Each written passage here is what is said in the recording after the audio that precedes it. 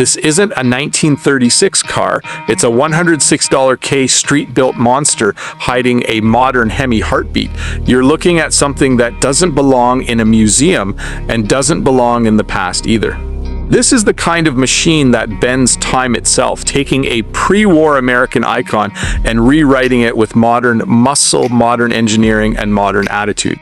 A car that looks like it rolled out of 1936, but drives like it was born in the future. At first glance, it's pure nostalgia. The long flowing fenders, the open-top roadster stance, the unmistakable Art Deco curves of a pre-war Plymouth design, everything about it screams vintage elegance. But the moment you look closer, you realize this isn't restoration, this is transformation.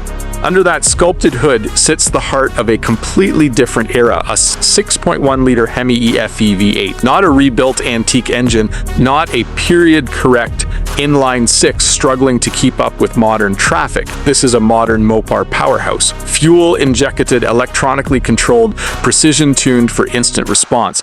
It doesn't hesitate, doesn't struggle, it awakens. And when it does, the entire personality of the car changes. The sound alone is enough to stop people in their tracks. Deep, mechanical, and aggressive, but refined. It's not chaos. It's controlled violence, the kind of exhaust note that echoes off buildings and makes modern sports cars feel suddenly quiet, suddenly ordinary. Paired to that engine is a 545 RFE automatic transmission, a gearbox built for strength and smooth delivery. It shifts with purpose, not hesitation. Whether you're cruising down an open highway or rolling into throttle at low speed, it feels seamless, like the car is reading the road ahead before you do. But power without control is nothing.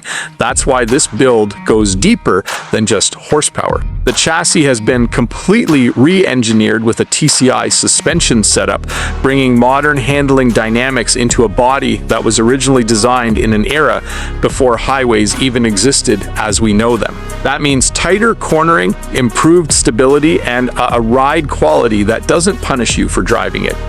It floats when it should float, tightens when it should tighten, and stays composed even when you push it harder than you probably should. Power steering and power brakes make it effortless. Air conditioning makes it livable.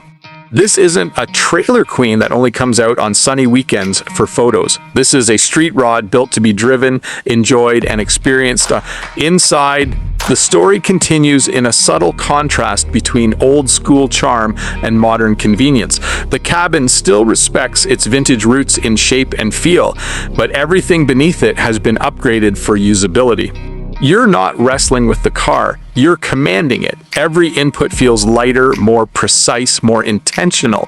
It's a reminder that luxury doesn't always come from screens or tech overload. Sometimes it comes from making something old feel effortless again.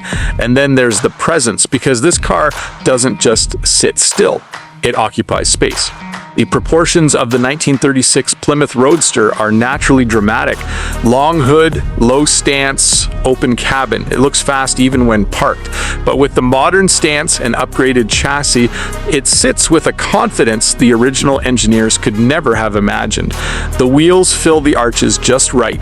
The body lines flow uninterrupted. The entire silhouette feels like it was designed to be photographed from every angle. This is where craftsmanship shows, not just in the paint or polish, but in the balance. Nothing feels added as an afterthought. Everything belongs at a price tag of around $159,900. This is not a casual purchase. It's a collector-grade, award-winning street rod built for someone who understands what it takes to merge two automotive worlds without compromise. The kind of build that takes vision, fabrication skill, mechanical precision, and countless hours of refinement to get right. And that's what makes it special. It's not trying to be original. It's not trying to be modern. It exists in its own category entirely, an evolution of what hot rodding has always been about, taking something iconic and pushing it beyond its limits. Imagine pulling up in this at night. The engine gently idling, the exhaust pulsing like a heartbeat. People don't just look, they pause, because they're trying to understand what they're seeing. A 1936 Plymouth shape, but with the stance, sound, and authority of a modern performance machine. It's the kind of car that doesn't just get attention, it creates moments, and when you finally press the throttle, even lightly, the response is immediate. The HEMI doesn't ask for permission. It delivers power with confidence, pushing the Roadster forward with a surge that feels far too modern for something with this silhouette. The rear end squats slightly, the exhaust deepens, and suddenly the past is gone, replaced by pure motion. This is what happens when classic American design meets modern engineering without compromise. Not restored, not preserved, reimagined. Its 1936 Plymouth Roadster Street Rod isn't just a car you look at, it's a car you experience. A machine that connects eras, a statement that says performance and heritage don't have to compete, they can coexist. And once you've seen it, heard it, and felt it, everything else starts to feel a little less alive.